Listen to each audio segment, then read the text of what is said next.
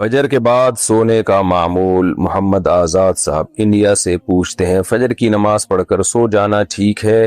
کیونکہ ہمارا کام رات کو 11 بجے تک ختم ہوتا ہے، کھانا کھا کر 12 بجے تک سوتے ہیں، پھر فجر کی نماز پڑھ کر سو جاتے ہیں، کیا یہ ٹھیک ہے؟ دیکھیں، فجر کے بعد سونا اسلاف سے، صحابہ تابعین سے اس کی ممانعت منقول ہے۔ ممانعت گاڑی اردو ہے انڈیا والوں کے لیے خاص طور پر۔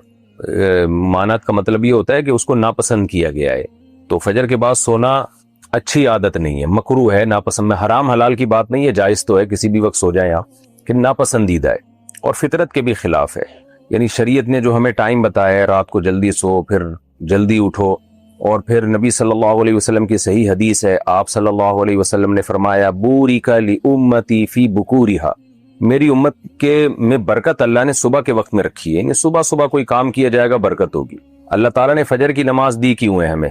تاکہ ہم جلدی اٹھیں نا، اس لیے تھوڑی دی ہے کہ ہم اٹھیں اور نماز پڑھ کے پھر سو جائیں۔ تو اٹھانے کا مقصد کیا ہوا پھر؟ تو اس ٹائم پہ نماز رکھی گئی ہے تاکہ تم اس وقت سو نہیں بلکہ اٹھو۔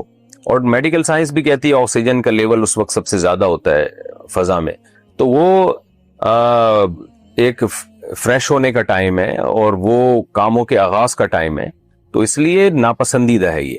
مجبوری کے حکام الگ ہوتے ہیں، کسی کو رات کو نیند ہی نہیں آئی اور وہ فجر کے بعد بھی نہیں سوئے گا اور سارا دن میں سونے کا موقع بھی نہیں ملے گا، وہ تو ظاہر ہے پاگل ہو جائے گا پھر۔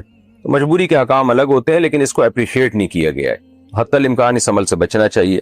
آپ نے جو یہ کہا ہمارا کام رات 11 بجے تک ختم ہوتا ہے، 12 بجے پھر ہم کھانا کھا کے سوتے ہیں، تو آپ تو جو روٹین پر عمل کر رہے ہیں نا، اتنی لیٹ نائٹ کھانا کھا کے جب سوئیں گے، تو اس روٹین پر جو لوگ چلتے ہیں وہ پھر ایسا سوتے ہیں کہ پولیس سے بھی نہیں اٹھتے، وہ ایک دن ایسا سوتے ہیں۔ اس سے تو ہارٹ کے مسائل، شوگر آپ کو ہو جائے گی۔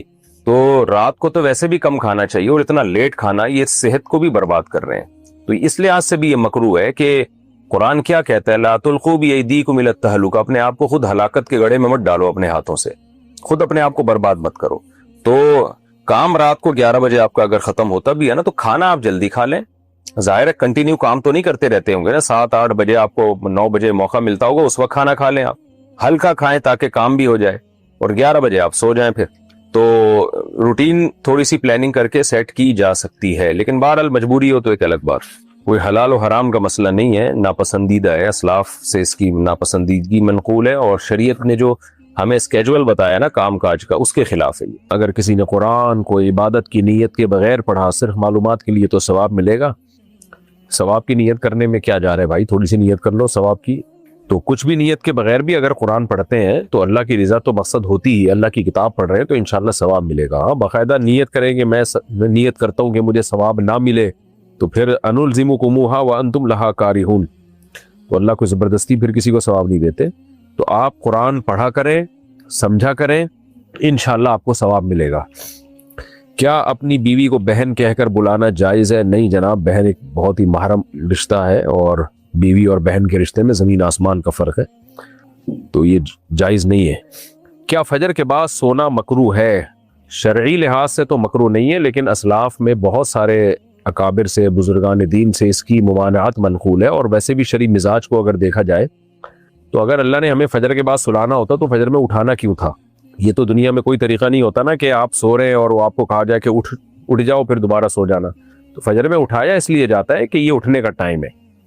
ہاں کوئی ضرورت ہو، نائٹ ڈیوٹی ہے کسی کی، یا رات کو نیند نہ آئے تو ایک الگ بات ہے، لیکن بہرحال فجر کے بعد سونا ناپسندیدہ ضرور ہے، لیکن شرعی لحاظ سے کوئی ایسا نہیں ہے کہ شریعت میں اس کو ناجائز یا مکروہ قرار دیا گیا ہو۔ کسی بھی ٹائم پہ آدمی سو سکتا ہے۔ نبی کریم صلی اللہ علیہ وسلم، سیدہ عائشہ فرماتی ہیں، آپ کو کسی بھی وقت میں سویا بھی دیکھا گیا ہے اور جاگا ہوا بھی دیکھا گیا ہے۔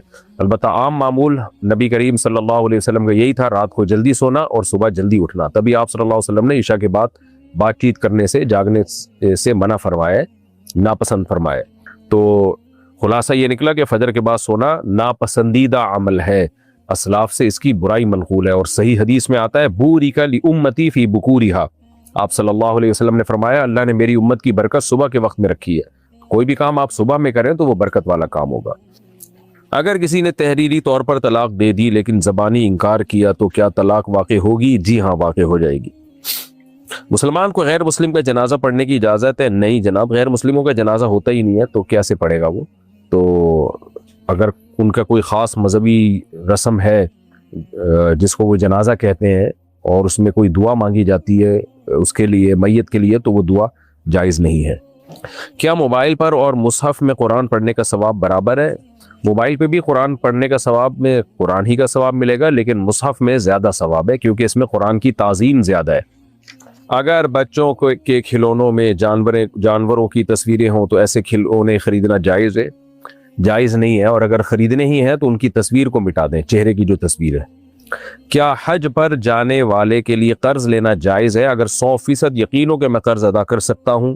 جیسے بعض لوگوں کی پیمنٹ پھنسی ہوئی ہوتی ہے، ان کو پتہ ہے 1-2 مہینے میں مل جائے گی، تو اس طرح کا اگر کوئی کیس ہے تو قرض لینا جائز ہے۔ لیکن اگر یہ خطرہ ہے کہ پتہ نہیں میں لوٹا پاؤں گا یا نہیں لوٹا پاؤں گا تو پھر جائز نہیں ہے۔ کیا قرآن کو حفظ کرنے کے بعد بھول جانا گناہ کبیرہ ہے؟ دیکھیں حدیث میں آتا ہے کہ بڑے گناہوں میں اس کو شمار کیا گیا ہے کہ قرآن پڑھنے کے بعد بھول جائے، لیکن راجح قول کے مطابق یہاں بھولنے سے یہ مراد ہے کہ دیکھ کے بھی نہ پڑھ سکے، کیونکہ پہلے زمانے میں کتابت بہت مشکل سے سیکھی جاتی تھی، تو اس بات کا امکان تھا کہ کوئی کسی نے پڑھنا سیکھا اور پھر بھول گیا وہ، لیکن اب ایسا بہت ہی مشکل ہے کہ کوئی دیکھ کے بھی نہ پڑھ سکے۔ بہرحال نعمت کی ناقدری تو ہے کہ اگر کسی نے قرآن حفظ کیا اور بھول گیا تو نعمت کی ناقدری ہے، لیکن یہ کبیرہ گناہ میں داخل نہیں ہے۔ کیا مسجد کے امام کو زکوٰۃ دینا جائز ہے؟ تنخواہ میں جائز نہیں ہے، ویسے امام اگر غریب ہے تو اس کو زکوٰۃ دے سکتے ہیں، لیکن زکوٰۃ کے نام پہ نہ دیں، اس سے امام کی ایک توہین ہوتی ہے، تو ہدیے کے نام پہ دیں، دل میں زکوٰۃ کی نیت کر لیں۔ بچوں کو مخلوط تعلیم والے اسکول میں بھیجنا جائز ہے؟ اگر مخلوط تعلیم والا اسکول یعنی کوئی قریب میں دوسرا اسکول ہو جہاں مخلوط تعلیم نہ ہو اور پڑھائی بھی اچھی ہو تو پھر تو بچوں کو مخلوط تعلیم میں بھیجنا جائز نہیں ہے۔ مخلوط تعلیم کے جو نقصانات سامنے آ رہے ہیں وہ بہت تباہ کن ہیں، اس لیے اگر کوئی ایسا اسکول موجود ہے جہاں اچھی تعلیم ہے لیکن سیپریٹ انتظام ہے، لڑکا لڑکی الگ بیٹھتے ہیں، تو پھر تو مخلوط میں بھیجنا جائز نہیں، اور اگر ایسا انتظام نہیں ہے تو پھر گنجائش ہے لیکن بچے پہ نگرانی کریں کہ بگڑ نہ رہا ہو، لیکن جب بگڑتے ہیں نا تو پھر اللہ کی پناہ ہے، وہ بہت ہی برباد ہو جاتے ہیں، ماں باپ پھر ساری زندگی روتے پھرتے ہیں کیونکہ ایک دفعہ بچہ ہاتھ سے نکل گیا تو گیا۔ کیا طواف کے دوران بات چیت کرنا مکروہ ہے؟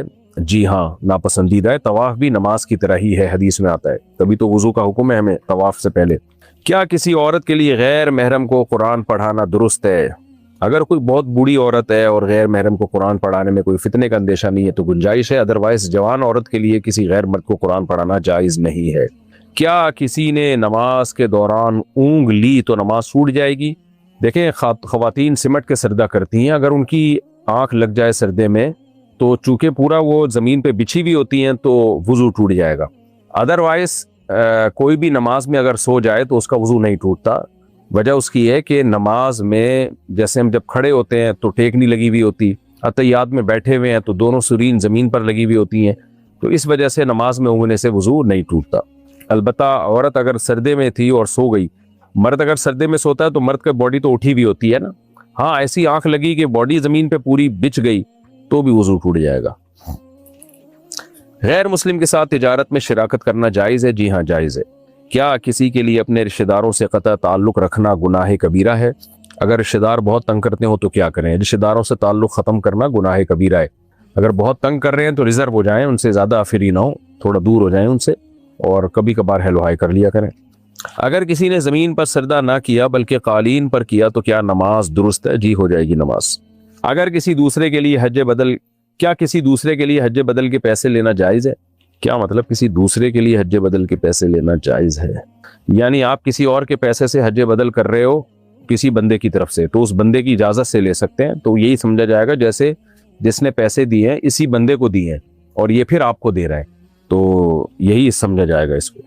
کیا شوہر بیوی کو اپنی ملازمت چھوڑنے پر مجبور کر سکتا ہے؟ جی، اگر شوہر بنیادی نان نفقہ بیوی کو دے رہا ہے اور پھر وہ نہیں چاہتا کہ میری بیوی جاب کرے تو شرعاً عورت پہ شوہر کی اطاعت لازم ہے۔ کیا کسی فاسق عالم دین کی تقلید جائز ہے؟